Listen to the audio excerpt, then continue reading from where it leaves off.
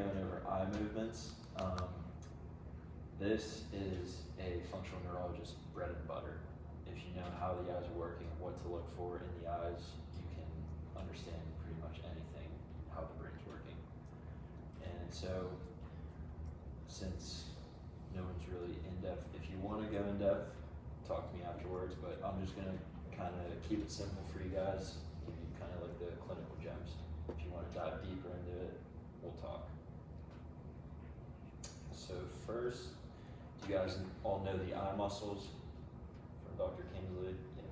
So she touched about LR6, SO4, L/3. Sweet. So these are all the motions that each cranial nerve controls. And one thing you want to pay attention to, any muscle that starts with superior, so superior rectus and superior oblique, along with elevation or depression, they also intort the eyes. And every muscle that begins with inferior is an extorter. So that's how, when you see eyes, if you get that rotary nystagmus, it has to do with these muscles.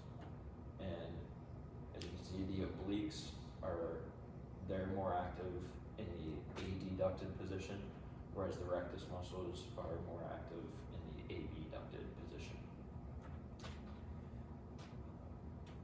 So, all cranial nerves are ipsilateral. Sorry. I guess I gotta go. So I'm gonna do this. Just click on it. Alright. Noted. Yeah. So that's why these arrows are curved, because it's also representing intorsion and extorsion. Intorsion, extorsion. Alright, so I'll just keep looking at this. So, all cranial nerves are run ipsilaterally. The only one that doesn't is the trochlear nerve. It comes out of the posterior aspect of the brainstem, wraps around, and actually goes to the contralateral side. Only cranial nerve that is contralateral. So these are just some different gaze palsies. If only the cranial nerve is affected, there's no like cortical issue, no other issue of the brain. It's just the nerve is damaged. So this is obviously supposed to say look left. I don't know who messed up the picture. But so if you have a oculomotor nerve palsy on your right,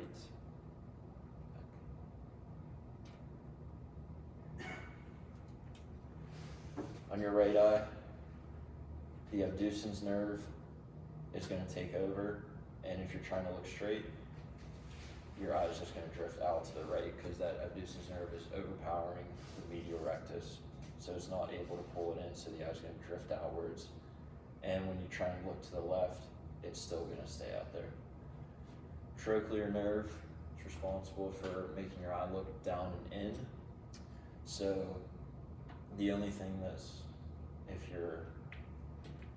you're looking straight ahead, the inferior oblique is going to overpower the superior oblique. Your eye's going to drift up and in the opposite way.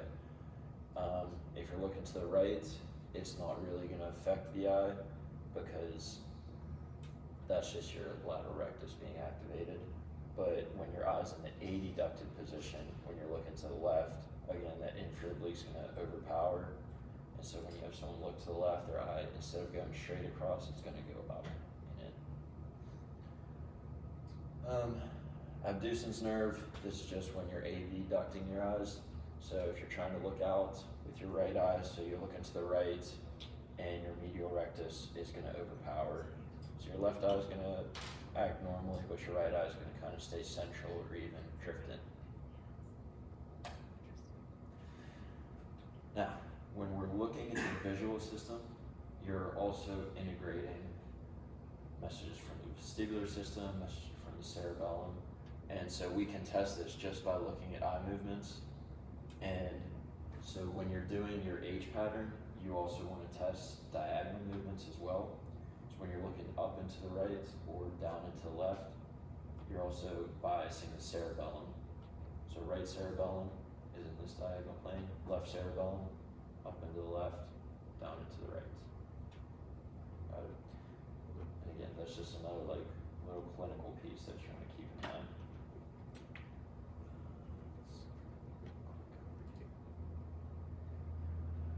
Alright, so now we're going to get into some of the basic eye movements. And again, this is where you make your money. If you get really good at just these 5 things and what to look for. Your smooth pursuits, that's tracking an object. You want a nice, smooth, being able to hold that gaze. And this is going to correlate to your ipsilateral parietal lobe. So I'm looking to the right, I'm pursuing to the right, testing right parietal cortex, pursuing to the left, left parietal cortex. Some of the things you're going to see is called a saccadic intrusion. So that's if I'm trying to follow my finger, I lag behind and then I do a saccade to jump back on the target. So I'm pursuing, I lag behind, and my eye jump back. So that's something to look for. Again, pursues, we're looking for that nice, smooth eye tracking. Gaze palsy, again, that's just if a cranial nerve is damaged, like on the pictures you saw before, the eye is just not going to be able to move in a specific direction. Saccades, these are those jumping movements. So on stationary objects, like you can't do a pursuit from stationary to stationary object. It has to be a moving object. So I can't look at this table and smoothly pursuits over here. I gotta jump. This is going to correlate to the contralateral frontal lobe. So this is where it can start to get confusing. Ipsilateral and contralateral. So pursuit, ipsilateral, saccade, contralateral frontal lobe. So if I saccade to the right, I'm testing left frontal lobe. If I saccade to the left, I'm testing right frontal lobe. With saccades, again, you're going to look for either a hypermetric or hypometric. So, again, if we have them do finger, like nose to finger, I wiggle my finger, you saccade to it, you're looking to see if they go to that target or if they overshoot, which would be a hypermetric saccade, and then have to come back to it, or if they undershoot and then saccade to the actual target. Okay, got that. So you can do, again, look at my nose, wiggle my finger, look at that finger, or you can do anti-saccades. This is also going to involve the prefrontal cortex, because you're going to have that inhibitory aspect where I'm going to wiggle this finger and you have to look at the other one. So it's going to be kind of frontal and more so prefrontal, because you have to tell yourself, I see this thing wiggling, but I got to look at you. And during these, we're looking at the latency, so that's like the delay in response, where I wiggle my finger and it takes you, like you don't saccade right away, you have kind of a delayed period. And just the overall speed and accuracy, again, that are they overshooting or undershooting? Vergence, so convergence and divergence, we're going to be primarily testing the midbrain when we look at this. That's just bringing convergence, bringing an object close to your face. Divergence brings something away. And that also gets into accommodation too, which is a changing of the angle of your lens. The dilation for far objects, constriction when something gets in closer. And so we're really testing the midbrain here because it's just oculomotor nerve. It's both of those medial recta. When your eyes are coming in, both the medial rectus muscles are activated. So there's just cranial nerve 3, so we're kind of biasing the midbrain.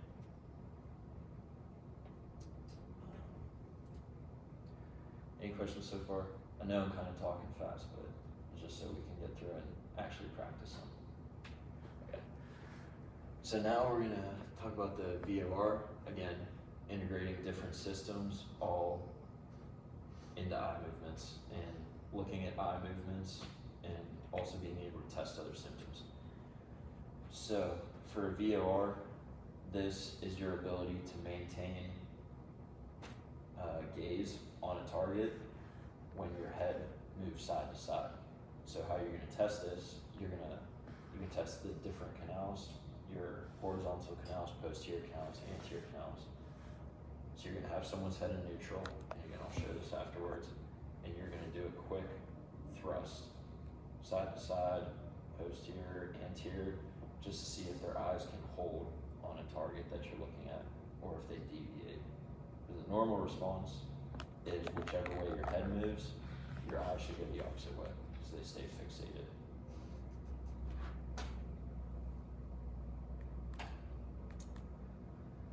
So these, Nick and Ben, I actually really like this picture, and this is a great way to practice if you, and it's what I did too, like to be able to think, what am I testing in each head position? So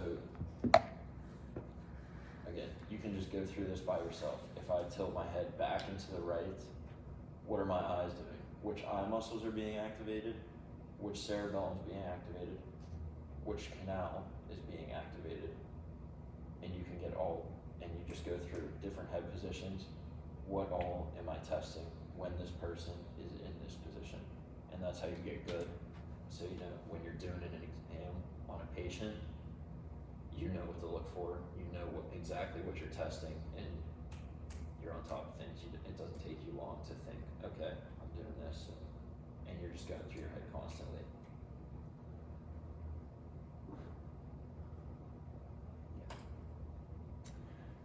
So the optokinetic reflex, have all of you guys seen this, Ivan? Have you heard of this? You have? Yeah. So this is just how you combine a pursuit and a saccade all into one. So it's a lot of stimulation at once for the brain. And again, you can change the speeds, you can change the direction if you want to do horizontal, or you can do vertical if you want to get more midbrain activation. Yeah. I was gonna say, I've never seen this in my life. Okay. So literally just looking at lines. So you can do it online, or they have like bands where again it's just red and white strips, and you just run it across someone's face. Sorry. So when you're testing it, you just have the person, you say, just look at it, let your eyes do whatever. So you let it run for a bit, and then you say, how did that feel? And a lot of times if people have a deficiency, you're gonna, oh, I feel dizzy, like I didn't like that. And then for therapy, what you're gonna have to do is count lines. So you're gonna be activating the frontal and parietal lobe both at once, because you're gonna be pursuing in one direction and then saccading back to another line. So when you count those, say count the red lines, pursuit to the right, so right parietal, and then saccade to the left, also getting right frontal lobe activation. So in your therapies, that's how you can kind of bias it. If you want to get creative, you can even go diagonally, so you're also integrating the cerebellum. And it is a good therapy, but if someone is really compromised to begin with, it's normally too much I was gonna stimulation. say, I get really motion sick, and I feel like that would be a terrible thing for me to try to do. Yeah. Because like the motion, just watching it from here, I was like, So sorry. No, it was Because it's educational. Like, it's kind of like, it's basically like, do you get sick in a car? oh, cars, Yeah. planes, boats, Yeah, because that's anything like if you're running looking out past the me. window. Yeah, if you're looking out the window and you see stuff going by, you're doing the same exact motion. It's really nauseous. Yeah. Excited to fly today, I bet. I'm going to Germany in a week, so that's a really fun flight. Even better. Right. So now, if you have a patient and you're like, I'm getting confused, like I don't know what I'm looking at, these eye movements, they're happening all too fast, I don't know what I'm seeing, I think I'm seeing this, but I'm not really sure, and you have no idea where to start with someone, blind spot mapping is like a great thing to use just so you at least get a side of hemisphericity. So, and I know I demonstrated this on the first day of club, how to map someone's blind spot, and this is a test you can't cheat, and like it's a great starting point, and then you have a good objective tool to remeasure. Like, so you measure when the person comes in, do your therapy, remeasure, see if there's more symmetrical, and or if they got worse, then you know you did something wrong. So it's going to tell you, it's going to give you a direction on which way to go next. Is this ever a situation where like it's gonna get worse before it gets better, or should it just get better? Does that make sense? Yeah, I mean, well, if you're really good and you know exactly the problem, then you should get better right away. But you know, not everyone is Dr. Carrick and knows instantly the problem. So you got to try stuff, and that's why it's really important. You need to have some type of measurement pre and post check. It's kind of the same thing. If your muscles are hypertoning, you deliver an adjustment, then you go recheck, feel if the muscles kind of loosen up. That's all it is, but you just have to have something else. Just to check yourself, see if it gets better or if it gets worse. If it gets worse, you got to look at the silver lining, because at least you were able to cause a change in that person's system. Now you have an idea, and now you can just rethink and tweak what you need to do. So, yes, it could get better. I mean, it could get worse before it gets better, and it's not necessarily always a bad thing, because now you know, okay, I'm in the right general area, I just may need to tweak some stuff to cause the right change. And that just all comes with practice, experience. So again, we're looking for a circle, because the optic disc in your eye, in everyone's eye, is a circle. So if it's larger on the bottom, it's been correlated to parietal lobe hypoactivation, like a teardrop. If it's more like mushroom shaped, you're thinking more temporal lobe hypoactivation. And again, whichever eye you're testing, this is going to be for contralateral hemisphere, because the nasal eye fields, they all decusate in the optic chiasma. The temporal eye fields, they stay ipsilateral. So the optic disc is on the medial side, so that's going to cross over to the contralateral cortex.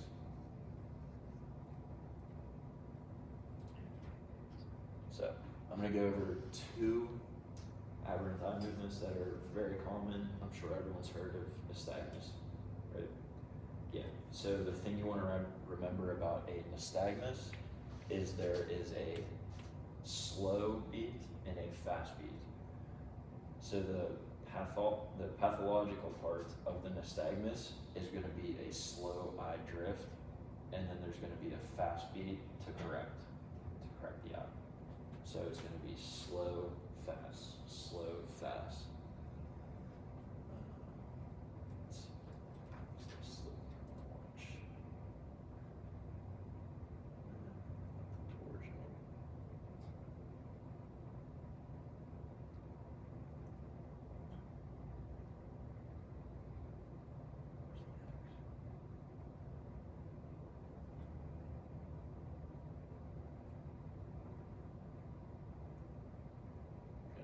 So this is a torsional nystagmus, and you can kind of see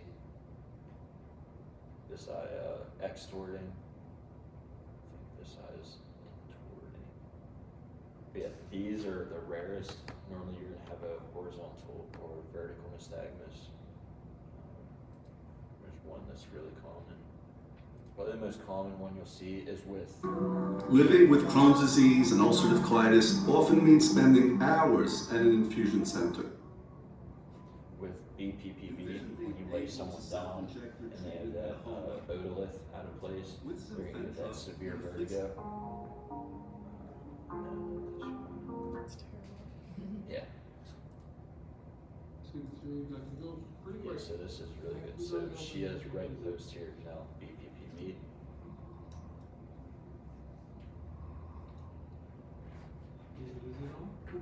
Yeah. So he's laying her straight back, I think, which doesn't really cause her any issues because that's not where the otolith is dislodged. One, two, three, down we go. That's good. Okay, so it's actually left posterior. There you go. Look up this one. Up here. Yeah. Good. And look down towards your other ear, your left ear. Yeah, look down right here. Perfect.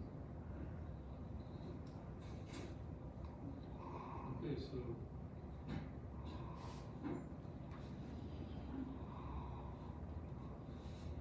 So you've got left posterior canal BPPV. Keep right there. Good. You got security now. Sorry. Thanks.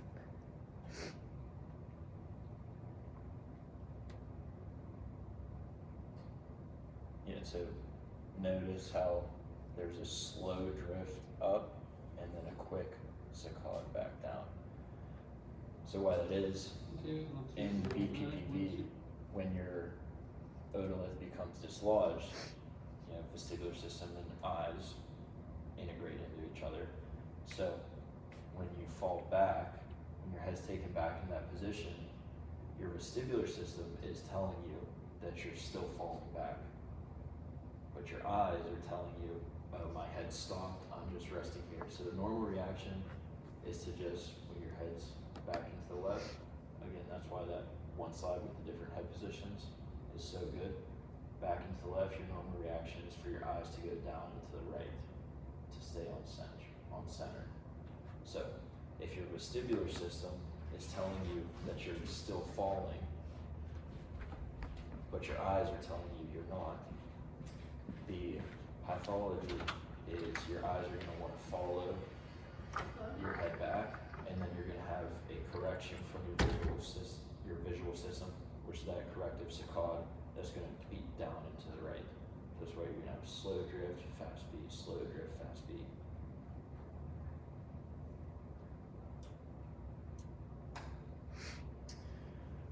So the last thing you're going to see normally is square wave jerks. Now this is why it's important to know the difference between nystagmus and square wave jerks. These do not have a fast beat and a slow beat. These are just consistent fast beats. So it's like if I'm trying to stay looking at a target at distance, you're just going to see a constant like back and forth movement.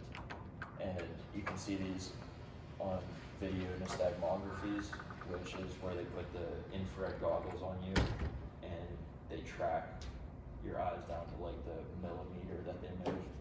So it makes it really easy to see the pathology because you don't have to see it with your naked eye. And that's why they're called square wave jerks. So this person was just told to look at a target and just stare at it.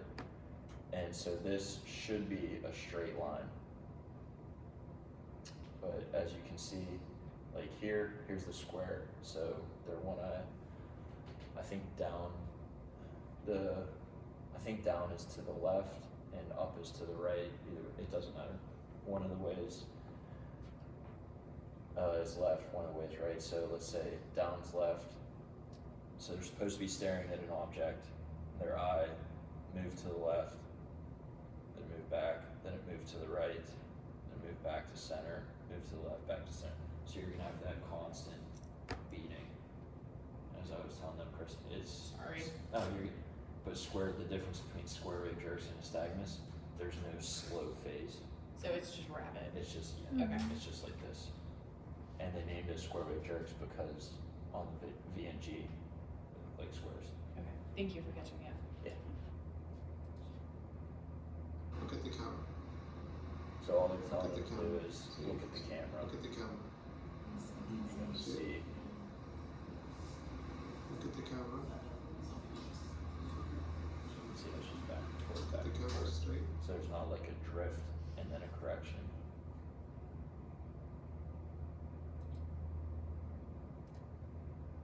Okay.